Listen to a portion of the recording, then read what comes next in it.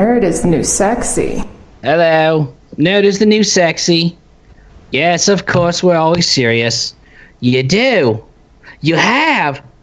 No kidding? Well, give me the address. What do you want us to talk about anyway? Oh, yes, of course. Oh, we'll totally blast it all over Newgrounds. Thank you. We got one! The subject's strange, and it's pretty good. The nerds are talking about Ghostbusters! It's a great movie and a great franchise.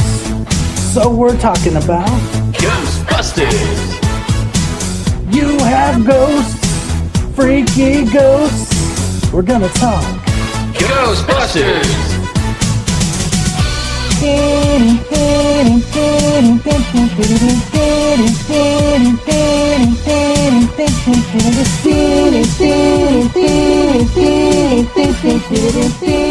is Nerds the New Sexy. I'm Wildfire1. With me is Sunrie, and also Gambit! It's episode 45, our mini boss episode. Give everyone, yeah, come on, another episode. Woo! Another mini boss episode. Another episode 45, ladies and gentlemen. We have come a long way. We will continue to go a long way. That's right. We are recording this on Friday the 13th. Therefore, we are talking about the first thing that comes to your mind. Ghostbusters? Ghostbusters! Ghostbusters! Ghostbusters! Let's start off where the premise came from. It came from like a 1930s like sitcom-ish movie kind of thing. It had the same name. There was an old show by the name of Ghostbusters, and it was about a guy with a camera and his partner who would go around and do ghosty things, and investigate and stuff like that. Like I've never actually seen it. Before it was Scooby-Doo, and there was a monkey in there somewhere. Yeah, it was a gorilla. This is all new to me. I had no idea that it started that far back. Oh yeah, it's basically the name Ghostbusters. Dan Aykroyd and Harold Ramis kind of took for their franchise, but they actually went through a lot of crap to take that name. They paid the money, they did what they had to do. No one really thought that franchise was going to go anywhere. Yeah, and they went around. It was they weren't so much ghosts. They were more like demons type thing. Like it's like Scooby-Doo, in my opinion. Yeah, Scooby-Doo-ish. And yeah, it wasn't all that great, but it was cute for, I guess. I mean, don't get me wrong. I mean, I love me some Scooby-Doo, but like, I don't know. That doesn't sound the greatest ever.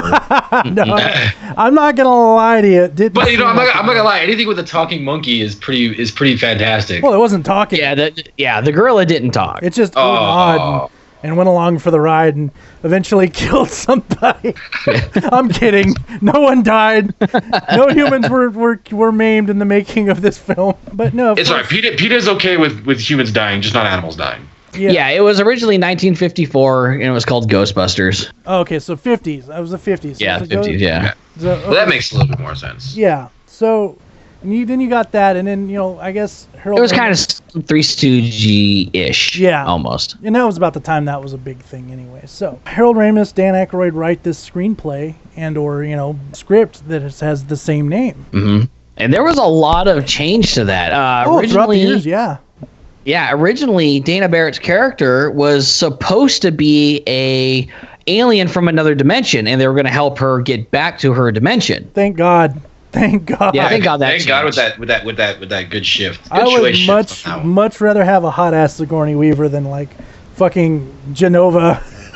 Yeah, and that was 1980s Sigourney Weaver. So even better. That was like hot Sigourney Weaver. She has aged very well. That's like Sigourney Weaver hot even with a muff. Yeah. You guys have seen Alien. Very well, I will say that. You guys have seen Alien when she got nothing but her panties and you could see the fucking muff and it was still hot.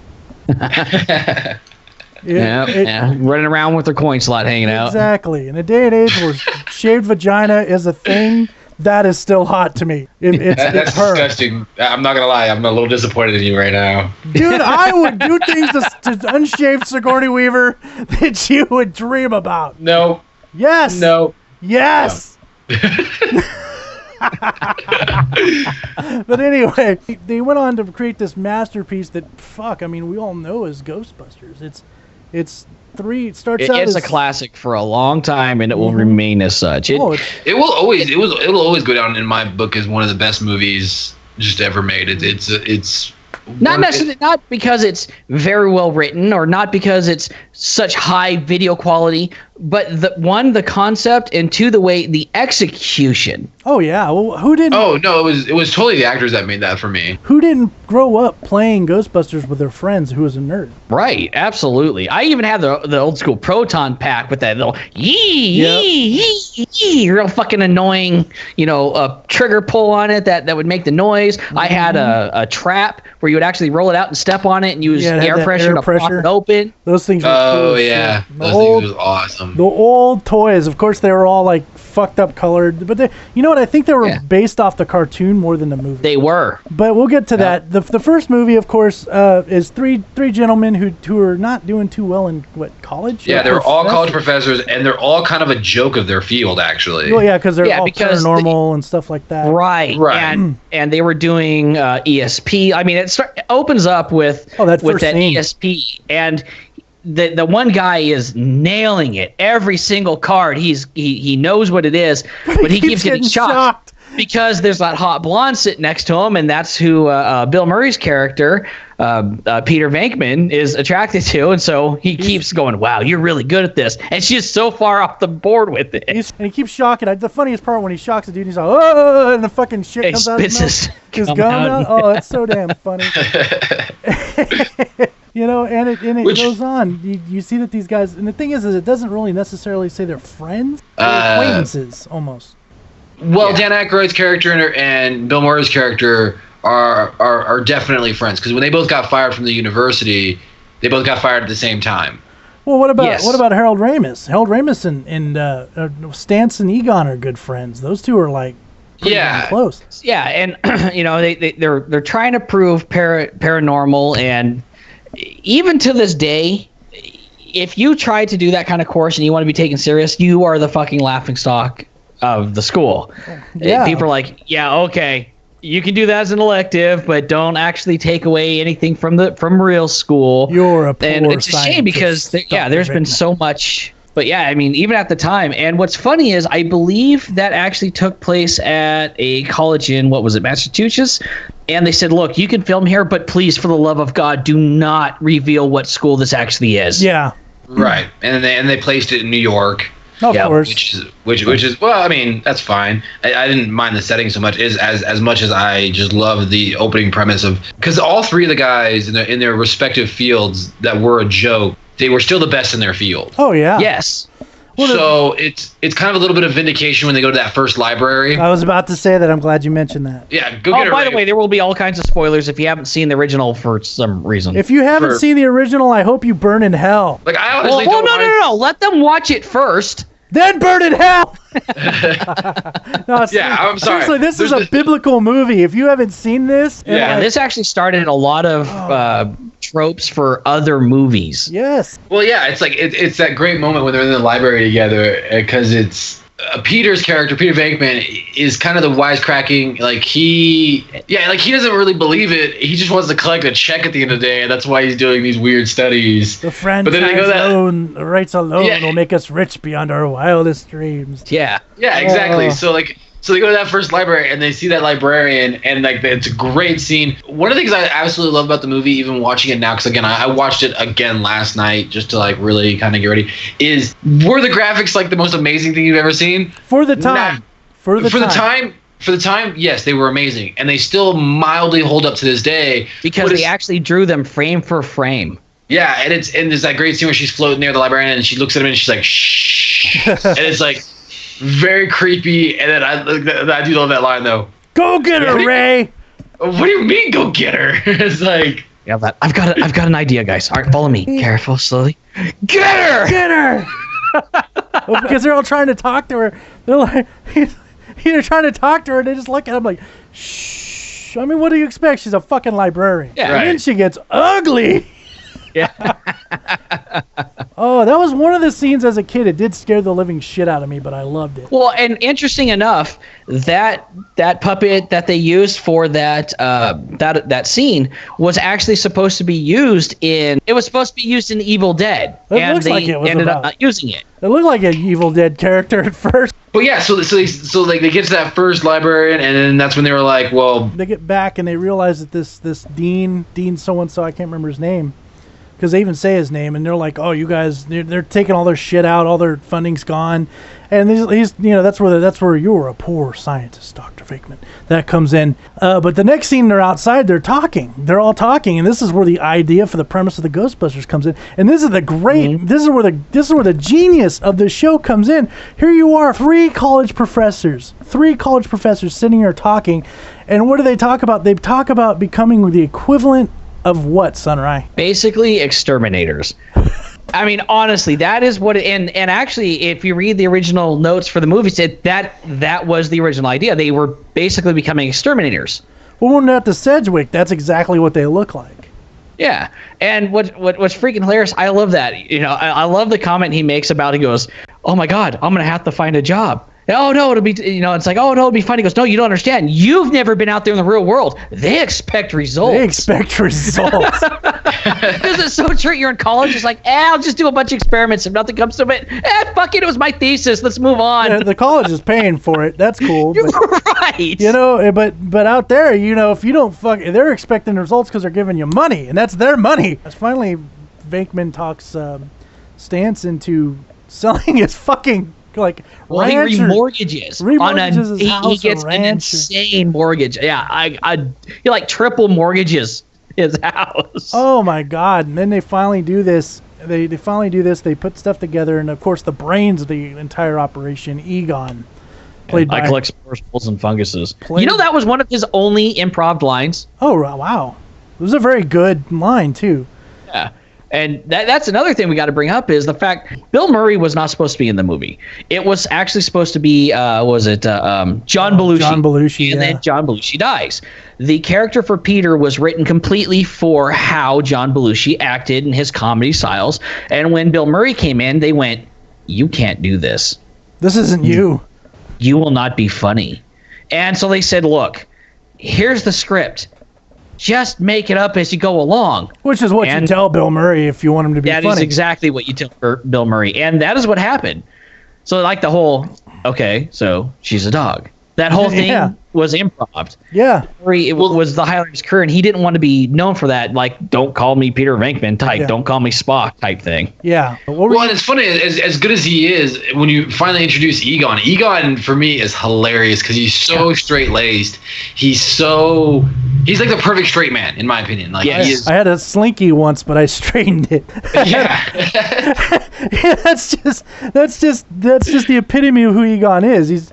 He takes shit apart, he puts it back together again. He's the brains of the operation. So that says a lot about his personality too. He is so OCD and so analytical that he took a slinky and it pissed him off so much he had to straighten it. And of course, that was a line in the sequel. Like, they finally get everything together. They finally got their Ecto-1. They got everything set up. They're not getting any calls, so they're just sitting there, and that's one of the big scenes in my opinion. It shows that maybe people aren't going to take them serious, and this is the part where if you look, you realize that they're finally getting that this might not work. That this money, they just sunk all their money into something that might be a dying franchise, and they're eating. Oh well, we'll just use some of the petty cash. No, you don't understand. This fabulous feast is the last. Represents the last. Yeah, the petty cash. Last of the petty cash. And that right there is the line that says it all, because Venkman goes, so they chew your food. After that, like. Don't suck it down, because this is probably the last good meal we're gonna have in a while. That's where that iconic phone call comes in with Janine.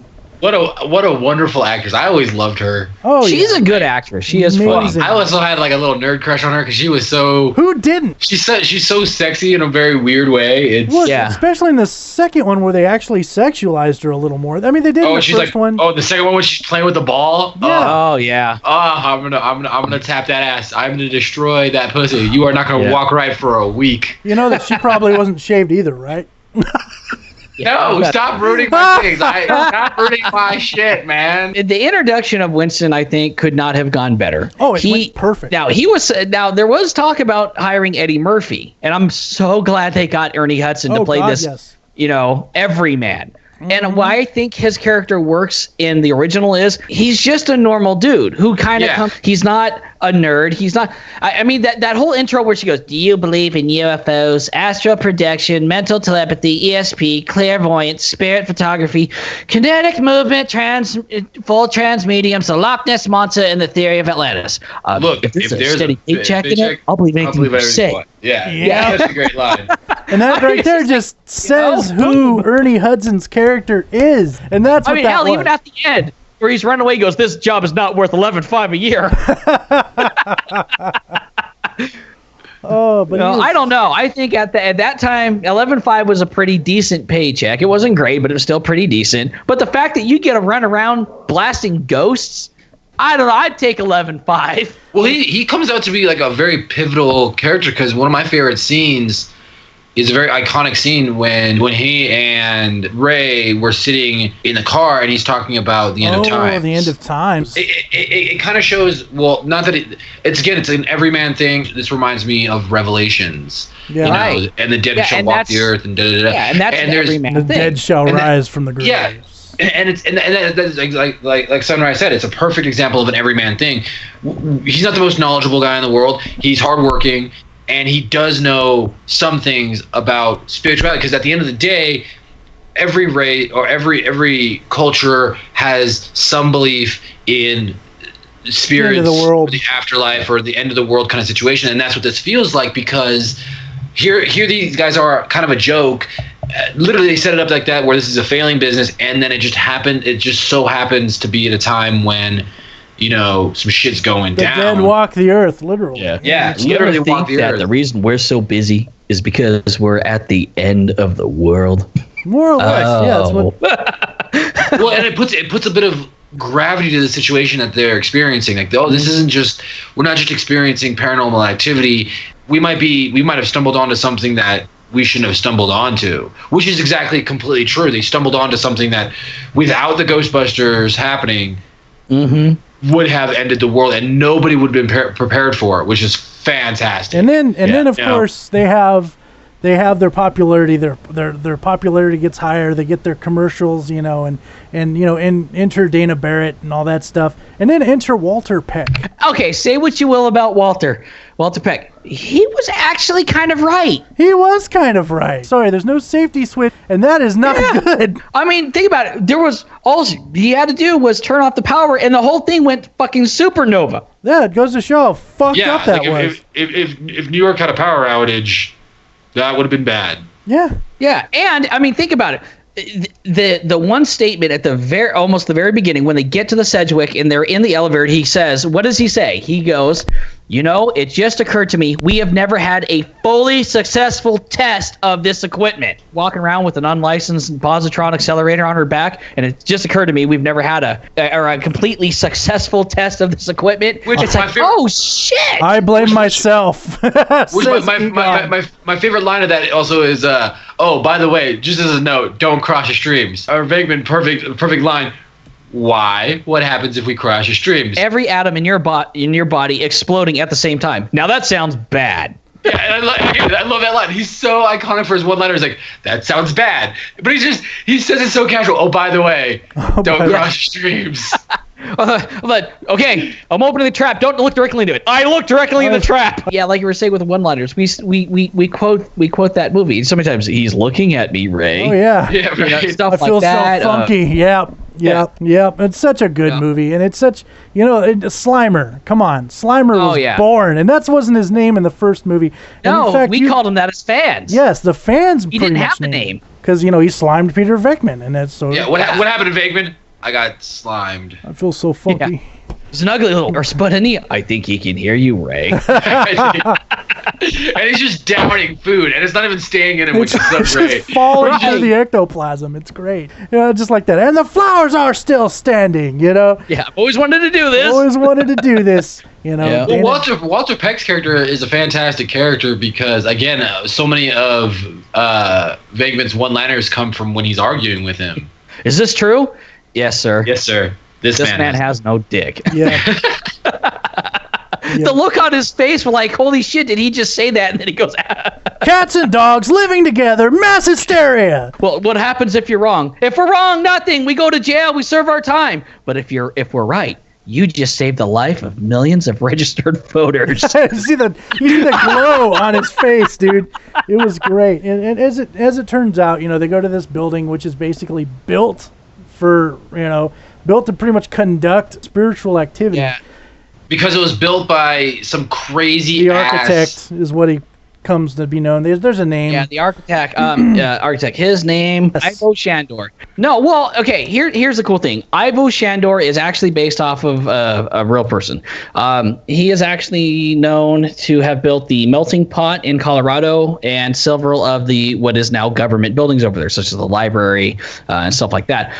This guy is the real Ivo Shandor. He was very into the cult, and he actually built his buildings, his home, the library, everything to conduct, focus, and attract paranormal activity. And if you ever have been to the melting pot in Colorado, there are some places in there that is really fucked up and uncomfortable. Same with the library. Oh yeah, and that's all over in Littleton, Colorado. And I've been a couple times by it. I've never actually gotten the chance to go to the melting pot, but I've been to the library and some of the government buildings there that he had designed. And yeah, it's uncomfortable. There's some weird stuff, and you look at some of the design choices, and you're like, wait a minute, I know what that is. That's a cult. So after all the shit that went on, and I mean, we're skipping through a few things, but that's fine.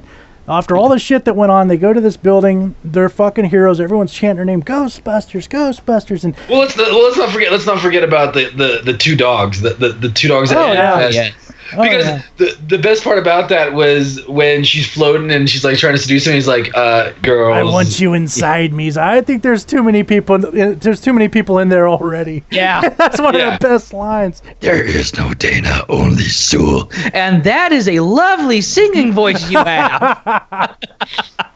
She sleeps over the covers. Please come down. 3 feet over the covers. And then who was the actor who played that little nerd boy?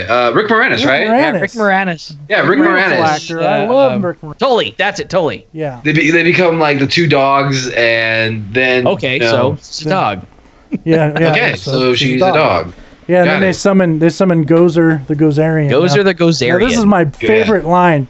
This is right after "Go get her, Ray." Ray walks up and goes, "Gozer the Gozerian, good evening. As a duly designated representative of the city, county, and state of New York, I order you to cease any and all supernatural activity and return forthwith to your place of origin or the nearest convenient parallel dimension." That ought to do it. Thanks very much, Ray. And honestly, my favorite line is, "You are God. No. Then die." until Uncle Bad Touch situation, she fries him with electricity, which is great. Yep. Oh, yeah. Well, okay, and here's another, again, just dropping in facts from it. Her accent was so thick they could barely understand her. Yep. That is not the actress's voice. At one point in one of the outtakes, she says something in her own voice because they're reacting to the actual script that's going on. One of the outtakes is literally Bill Murray going, "What's that? Cheese and rice? I'm sorry, I can't understand a thing you're saying." Yeah, and it's great. And also, I don't know if a lot of people know this, but that woman that plays Gozer is actually a fucking supermodel. And they sold that outfit not too long ago, and the bubbles on it have collapsed a little bit, but it fetched a pretty good price. Oh, I bet. And I love how I love how, like, again, one of the most iconic lines, it's like, pick the person that will destroy your world. Okay, no one think of anything. Right, no one think of anything. Everybody clear your minds. I get it. Yeah, so we need a picture of J. Edgar Hoover coming downtown in a dress. J. Edgar Hoover come to kill us. All right, everybody, clear your mind. Don't think of anything. The destroyer has been chosen. Wait, no, I didn't choose anything. Did you choose anything? Did you choose anything? And Ray's got this dumbass look on his face. Like, fuck, I couldn't help it. It just popped in there. What did you do? What did you pick? It's a Stay Puft Marshmallow Man. And it's like, what a way to destroy New York with a giant Stay Puft Marshmallow Man. And that Stay Puft makes several appearances. It's on her desk, or it's on her counter when her eggs start going haywire. Mm-hmm. There's a billboard for it. Mm-hmm. You see people eating them. So I wonder who fucking put money in on this fucking project. Honestly, me, I would have thought of a big titty woman, because I'm gonna get destroyed by something. It's gonna be a fine ass naked bitch. Sigourney Weaver's or a muff. dragon made entirely of boobs. Sigourney Weaver's muff. I want Sigourney Weaver's muff to walk down the streets of fucking of New York and just drown me to death. I just threw up. Man. Just entangled me in that weave of hair. Guys, tell my story as my hands out coming out of it. And of course they win. Yes. Well, you forget they win by crossing the stream. That's right. They end up crossing the streams, and Baloney goes, "We need to cross streams." You said that was bad. Well, there is a small chance we will be okay. You know what I think? You know what? And I honestly think there's a reason it worked. You guys want to know why? Okay, go ahead. What's your theory? If you think about it, there's a dimensional rift between where she was standing and the actual, like, the background where you can see, like, this rift. Right. It's like a fucking thing. I want to say the stream, like, where the streams cross, the supernova, whatever, the destruction of atoms started on the other side and shut it down. See, that's a good theory. That is because when it was destroyed, everything kind of sucked in and then blew out. Yes. So that could have caused an explosion there. And that destabilized it, and their beams came apart before the feedback got to them. Well, because that's what they were shit pushed everything apart. down. The concussion from the explosion knocked Right. them apart. So, I mean, there was no crossing the streams at that point. So the damage was already done on the other side of this portal, and there you go. You have no longer a supernatural power, reaching through to continue powering the Stay Puft Marshmallow When Man. the Stay Puft Marshmallow Man blows up, it's like gooey, It's disgusting. gooey, toasted marshmallow, which just covers all of New York. It covers them completely. Spoiler alert, that's not marshmallow. That's Yeah, it was warm shaving cream. Yes. And when they dropped it on the actor for Walter Peck, they didn't tell him he was going to do that. Someone shouted, "Hey!" And he looks up, and they dropped it on him. Because he actually ended up having to go to the hospital because it threw his neck out. Yeah. He There was so much allergic. that was dropped on him. You just kind of ruined my childhood. I thought that was actually marshmallow, you dick. Well, Yeah. Fuck you. Your No. childhood wasn't that magical to begin with. My childhood was amazing. Don't ruin my childhood. Don't be fucking Michael Bay and ruin my You childhood. grew up with your brother. That's true. Your- He did grow up with Your beef. childhood wasn't that magical. But he had us. The second movie, which ends up falling, and we'll get to like the science behind Ghostbusters and stuff like that here pretty soon. Well, too. here's what really makes me mad about the second movie is so many people badmouth the second movie, saying I like it. I liked it. I love the second movie. In fact, I think it's great. There's many things about the second movie that I liked better than I liked about the first one. I think they went a little over the top with certain things. You like got to see like, Egon come out of his shell. I mean, Do, Yep. Re, Egon. Ray, Yeah. Egon. Like, yeah, that is Love awesome. that. But I love how they start the second movie because the second movie starts up where obviously they beat Gozer and they shut down the portal and they basically blow up the building, like not the whole building. They but should blow be up the- heroes. They should they be, are- but they're and- not. Peter No, Venkman had a but- show. Okay, two of But them they were doing fucking birthday parties. Yeah. My yeah, dad for says sure. you guys are full of shit. Yeah, so Yeah, no, like that's don't not get me wrong. celebrity. You might as well be a fucking clown driving around town. Okay. But they make mention of the good old days where they were making so much money and they were Yeah. celebrities. Well, what and killed it- now they're and they reduced to birthday parties. What and killed that for them is because all the damages around the city, they got sued. That got explained. Yeah, they got blamed for it. Yes. Well, not even that. They were also vilified for doing what they did. Because someone blamed them and the rest of everyone just pretty much turned on them. He-Man, kids. Yeah. I wanted to kick those kids in the face. I would love to have Dan Aykroyd and Ernie Hudson at my birthday party with fucking Right? proton packs. Fuck those children. I don't care if they don't even work. I just want to show up wearing it. Fuck those children. I don't give a fuck who you are. You saved New York. The mom should be bowing down and sucking their dick. One of the things I remember, Wild, you saying your one big problem with the movie is actually that birthday scene. One of Wild's biggest problems with that scene is, and I kind of agree with this, they were singing the theme song to the first movie. Yeah, yes, I did say that.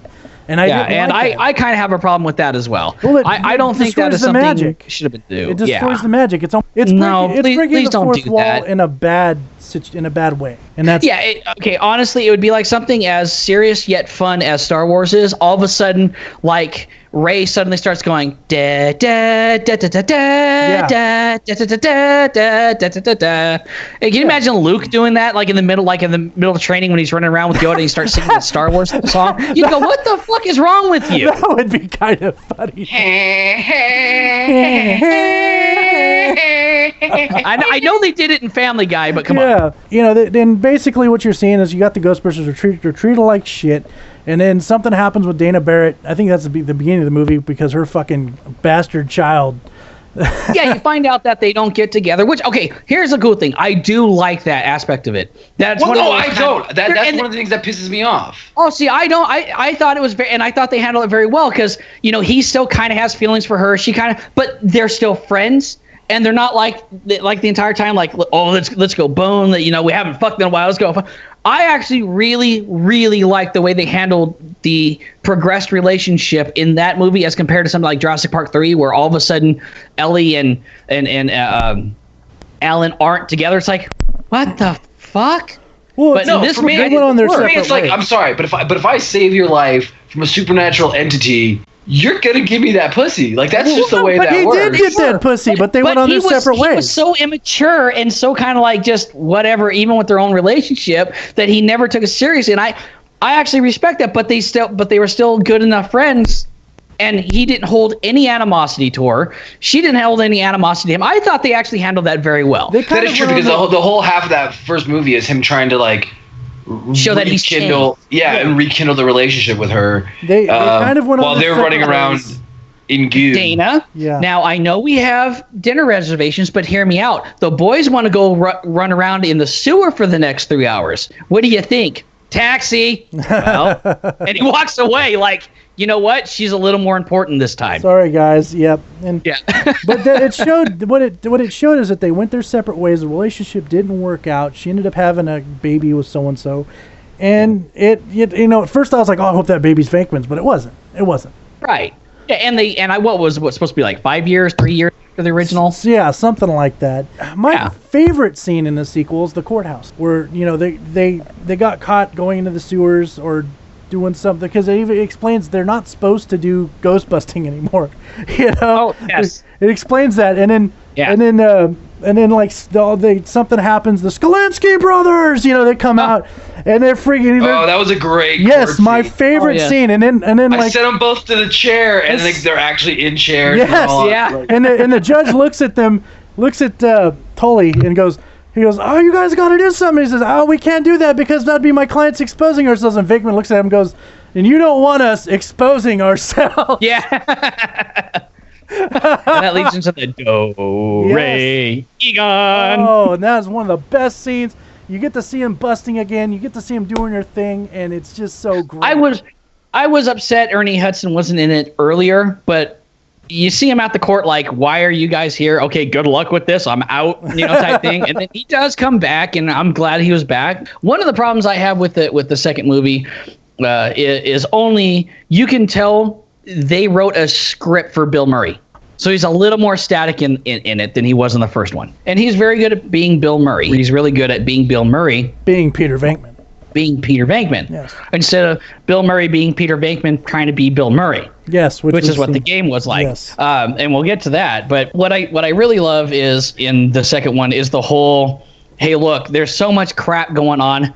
People are so angry with each other. Everyone's just so full of filth in New York together. I like that message that, hey, look, stop being such shitheads to each other just because you can be. He is Vigo. And and Vigo. Trying to get, That's the whole thing that Vigo he feeds off the hatred. Right. And the slime itself feeds off hatred. So they put it in the toaster. There's that great toaster scene where it was like the second one was where they bring out the toast, or they show him the slime, and I think Peter asks Egon, "You're not sleeping with it, are you?" And Egon gets like red. Oh yes, that's right. Yeah. And then of course you meet Vigo as the bad guy. He's like this painting. I, Vigo, the scourge of Carpathia, the sorrow of Moldavia, command you. Command me, Lord. It's so fucking great. That dude is a good actor, and he's funny. Oh yeah. the little henchman. Yes. Yeah. What is that actor's I forget name? his name, but he's been in a lot of shit. He's been in a lot of movies. I absolutely loved him in Dracula Dead and Living It. Master. Yes. Master. I mean, Mister. Peter MacNicol, very very talented actor, and one of my favorite scenes is when he runs up to the painting and he just screams, he is Vigo. Yes. And of course, the henchman, I think his name is Jonas or something like that, and he has a huge thing for Sigourney Weaver's character. Long story short, they end up basically kidnapping their kid, the kid Oscar. Well, yeah, he wants to possess the baby's child, Yes. or the child, as a So he can soul be on New reborn. Year's, and be reborn. Because there's so Kinda much like Hitler. negativity. Because there's so much negativity in fucking New York that he can do this now. I think if there's an issue with that particular movie, it'd be that just the moral was so in your face, and that's it kind of beat you over the head with the morality brick a little bit. Like, be nice. It got a Be little. nice. Love your Love neighbor. each Be other. nice to each other. You know. Every time that fucking song comes on, though, when they animate the Statue of Liberty, which is still one of my favorite scenes. Yeah. Take me higher, higher. Every time that song comes on, all I can think about is that movie, though. Yes. Yes. That's true. That's an iconic song. It's like everybody be nice to each other. Have you ever met my neighbor? My neighbor's kind of a cock. Like, I don't like the guy. Like, he's kind of a douche. Well, you also, and this is the first time you get to see, Tully become a Ghostbuster. He puts He puts on this shit because the guys are in trouble, and he puts on this stuff, and Janine's in there, like, and again, Janine is super sexualized in this. I mean, you get to see a little cleavage. She does that thing with a ball, like you mentioned earlier. Oh man, I would dick her so good. Like, it would. She got. Like, realistically, she'd be like my first nerd crush. Yeah. Where she was just that appropriate amount of nerdy to sexy ratio, where it was just like she was the kind of doable that I know I can get in real life. You know what I'm saying? Like, I could pull that tail if I try hard enough. And she was hot. And she was hot. Yeah, she was very hot. The haircut, though, in the sequel wasn't my thing. Yeah. The haircut, no, I didn't like it. I didn't like her hair in the sequel. I liked it in the first movie, but they wanted to show it more like they wanted to show her. They wanted to show a progress and evolution of the characters. Yeah, it was fucking horrible. Yeah, I remember one time I was at a release party for a retailer for Eddie Bauer, and we were doing the First Ascent release, and Vanity Fair was there taking pictures of Chad Peel and Jim Whittaker and his nephew, and we were doing a lunch party for the new line of climbing gear and winter clothing, and Vanity Fair had their giant poster of their recent released magazine out, and on it was Viggo Mortensen. And one of the girls, who at the time I believe was like 19, goes, "Why do they have a big picture of Viggo Mortensen just sitting out?" So I go running over it, slide on my knees, and hug it, and I go, "Because he is Viggo!" And she's staring blankly, and I go, "Is he not strapping?" And everyone who was older than her, much older than her, were kind of laughing. And she goes, "I don't get it." I go, "I forgot. You're like 19 years old and you've never seen Ghostbusters." And I hear other people, "I got it." She needed to be dick slapped. Hard. Very hard. Very hard. But like with a running start. Yes. Yeah. So what basically defeats Viggo at the end is everyone coming together and being nice to each other. And singing that, like hugging, it was like New Year's or whatever. Yeah, singing all anxiety. Yeah. Isn't it good to know that, like, if Satan were to ever come to Earth, all we have to do is be nice to each other? And I mean, I'm not, I guess Viggo isn't Satan, but I mean, it probably works. Well, it reminds me of that episode on Futurama where he goes, "Oh yeah, well I don't believe in Santa Claus, and you can't hurt us if you don't believe in everybody." Oh God, the pain!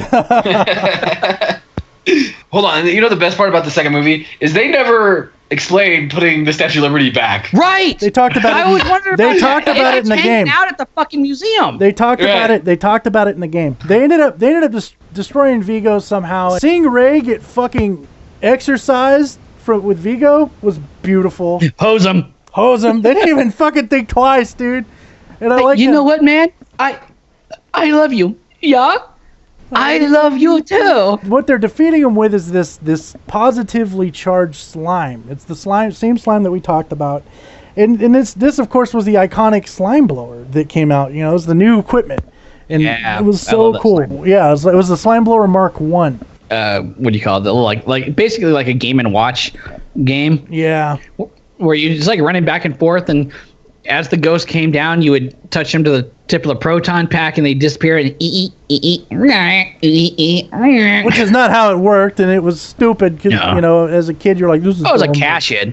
Yeah, it's exactly. But the Nintendo. You remember the old Nintendo game that was pretty much unbeatable? No, I actually never played any of the Ghostbusters games, believe it or not. And then you hear, they hear the song just on loop the whole time. I started to hate that song because of that game. Yeah. Yeah. Over and over and over And it wasn't and the whole over. song. It was just the fucking maybe it was the whole song.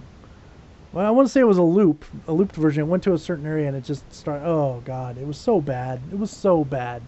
Like I never beat it. I got all the way to the end to the where you're climbing the stairs, and that's it. I only ever got to the Stay Puff and got squished, and I could never get past them. Yeah, I didn't even get Stay Puffed. I want to talk about the animated series. Where they gave Slimer an actual voice. He became the mascot. He basically became like a pet. Let's be honest. It started off as the Ghostbusters, but then another show came out with the same name that mimicked the 1950s movie that we just talked about. The TV show that we talked about. So they went from being called the Ghostbusters to the real Ghostbusters. Yeah, just to kind of throw it in their face even more because they won a lawsuit. That's basically what happened. We own the franchise. We own the name. Ha ha ha! You sold it to us. Fuck you.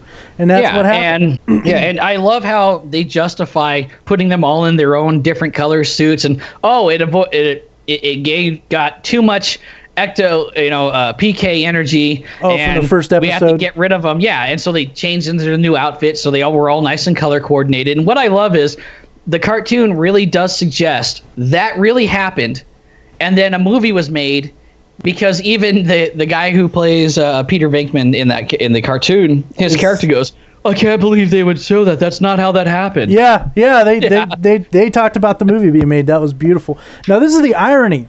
The guy who played Peter Venkman was Garfield in the cartoon. No shit. Yes. The guy who played Peter Venkman also played the voice of Garfield in the cartoons. And the irony is who played the voice of Garfield in the movie? Bill Murray. Bill Murray. Because I don't want Bill Murray pissed off at me. I won't call him Peter Venkman. Don't call me Peter Venkman. I want to say the only voice actor to stay in the cartoons, and correct me if I'm wrong, nerds, was Harold Ramis. Harold Ramis, I believe, he was in the cartoon. He was. He was the only one to stay behind. Everyone else was a sound. And that series ran for a long, long, long time. That cartoon series, just like Sunrie said, there was even an episode where they went to the movies. They made a movie about us, and they watched it, and they're like, those guys look funny.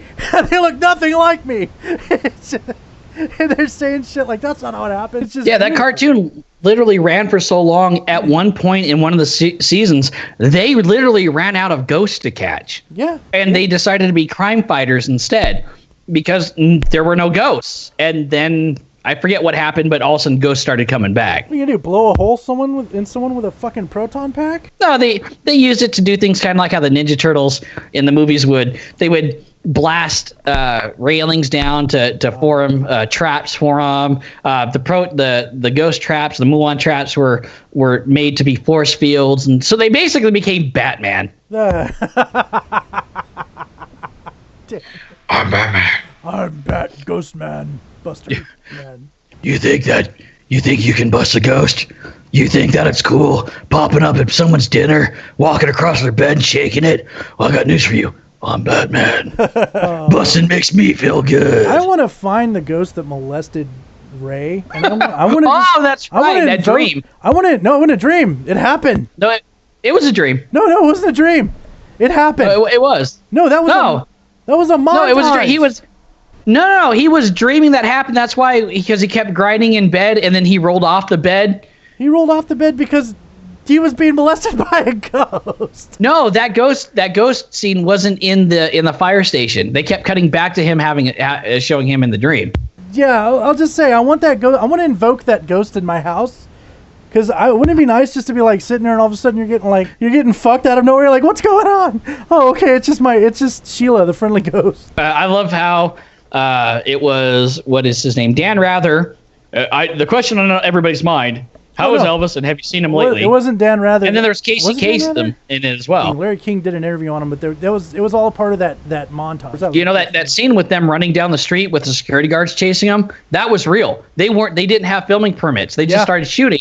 And a bunch of people started chasing them. Well, what's funny is that there's a scene in the music video where they're like, where they're dancing in the street and they're doing these, like, they're kicking their legs up. They actually used it in the cartoon. That's right. The cartoon ending.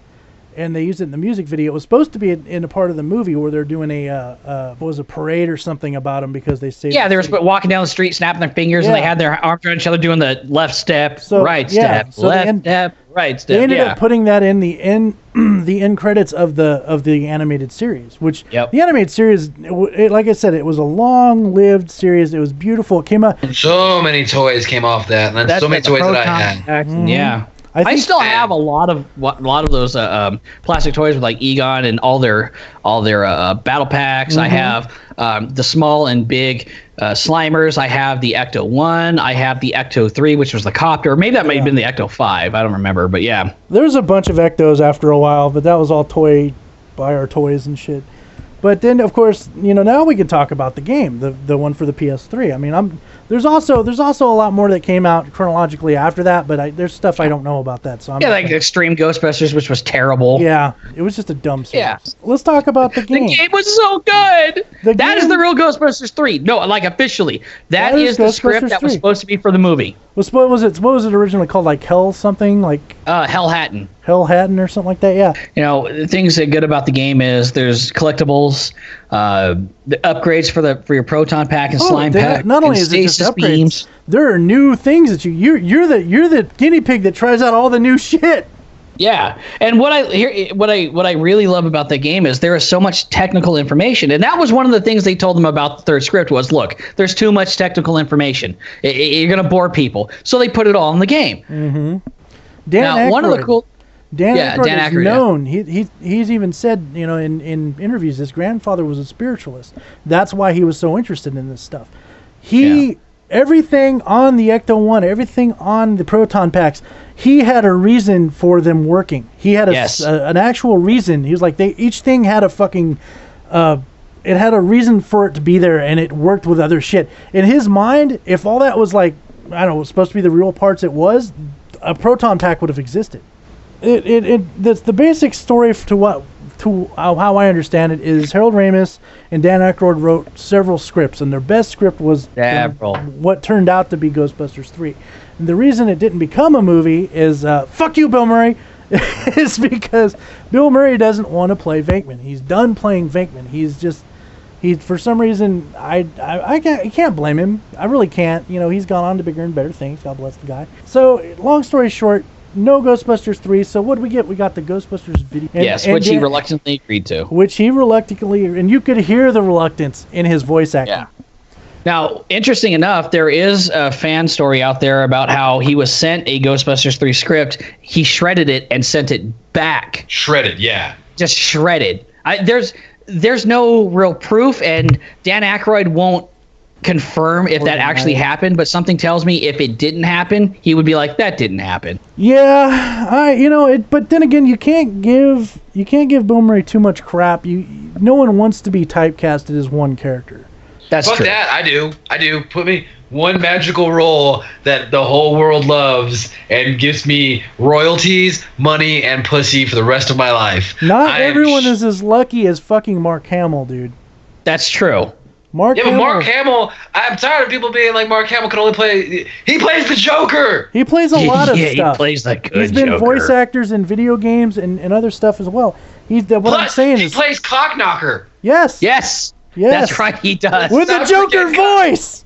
And it's time for you to meet Cockknocker. My favorite part is when he's like, how did you get the name Cockknocker? Oh, funny story, haha. And then he just winds up and hits the ball. Yeah. And Bill Murray, you don't want to get typecasted. You don't want to be Peter Venkman. You want to be a comedian. And the thing about it is, when you think of Bill Murray, though, there is maybe only, for me personally, 3 or 4 roles that Bill Murray just pops and will always be. It's the gardener from Caddyshack. Yeah. Yep. Ghostbusters. Yeah. And what about Bob? No, kind of, but even then. And Groundhog Day. And that was gonna be my third one was Groundhog's Day. No one goes like, Lost in Translation. I was gonna say lot, but he was really good in that movie. That was fantastic. I'm not gonna say it was a good movie. Amazing, but it was a good movie. That's like one of his top 4 movies. No, exactly. But for me, it's like I don't think of if I'm going to quote Bill Murray, it's going to come from one of those 3 movies. Yes, that's true. And so for the fact that he's so reluctant about doing a 3rd movie, the fact that he was so reluctant about doing a video game, it kind of just puts a bad taste in my mouth for something that I love so much. But at the end of the day, I can't really fault him because he's like, he's like literally the poster boy for the chive, and Yeah. just being this cool dude. He was great in Zombieland. I think it was hilarious. Oh, he did a great job in Zombieland. What was your biggest regret? I don't know, maybe Garfield. You know what I hate most about Zombieland? When I killed Bill Murray. Oh. Harold Ramis really loved the franchise. He loved the fans. He never missed an opportunity to talk to the fans. He wanted to do a third one really bad. He did the cartoon. He's stuck with the character. And unfortunately, we lost Harold Ramis, 2 years ago? Yeah, about that. So 2 years ago he died. So now it's a point where we'll never be able to make another one, and it's like not like it was. Yeah. Now, warning! Science content incoming. Nerdism. Oh God, yes. Here is what's interesting. I think we've talked about this in the past with Ghostbusters. How is it they are able to wrap ghosts and trap them when ghosts can pass through walls, meaning they have no mass? Simple. Higgs boson is introduced, and that is what the proton stream is. A proton stream captures an ethereal being, in this case a ghost, that has no actual mass. It then introduces a Higgs boson, which creates mass, and once it has mass, it can be moved and wrestled and tired out. If you got it being in a creature that normally doesn't have that kind of energy requirement and doesn't have to worry about moving itself through space and everything like that, it now gets slowly exhausted. And if something has mass now, what does that mean? Well, a muon field can contain a highly charged area of particles where the Higgs boson has been introduced. That is where the trap comes into play. They even say it's a muon trap. And if you look at the game, you get boson upgrades. Oh, yeah, it is a boson charger. It introduces a boson field into that object, which doesn't have mass, creating mass, which is then contained within a muon field. Yay, science! Ghostbusters is real! Thank you, Mr. Wizard. Bill Nye, the science guy. I'm kind of Jewish. So since we're getting towards the end of this, I want to do a quick Nerd Tech review.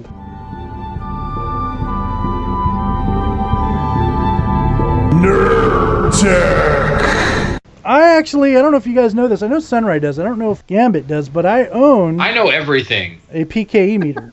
Working lights, sound, PKE meter. And PKE stands for psychokinetic energy. So Gambit did not know that. I own a PKE meter. It was off a place called MattyCollector.com. They were selling them. They sold that. They sold an awesome ghost trap that had smoke and lights and stuff. And they had a proton wand for sale as well. Well, all this stuff was there for a certain amount of time for a certain amount of money. Now you can find this shit on like Amazon or eBay for like 3 times as much as it's worth. I paid $75 for mine, and I love it. Now it's on for like $300, $400. So good luck if you guys want to pay that much money for something like that. God bless you. I don't blame you. I love my PK meter.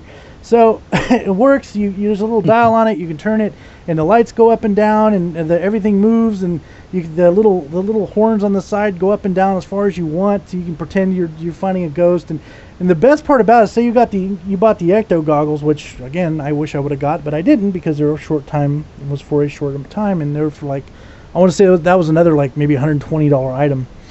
Mm-hmm. You could plug it in to your PKE meter, and it would show you ghosts, different types of ghosts. And it's pretty fucking cool. Like everything kind of interacts with itself, which is why I think if you got the proton wand, eventually they're going to bring out the pack. But this thing is amazing. It looks just like the show. It works just like the show. I 10 out of 10 nerd boners. You won't hear me say that often about many things, but this thing was so fucking amazing, and I love it. Anything else you gentlemen want to say? Just because I know that we got fans out there waiting on what I'm doing, I am not going to be doing my reviews for a couple Twitch accounts that I was asked to review, or not, Twitch.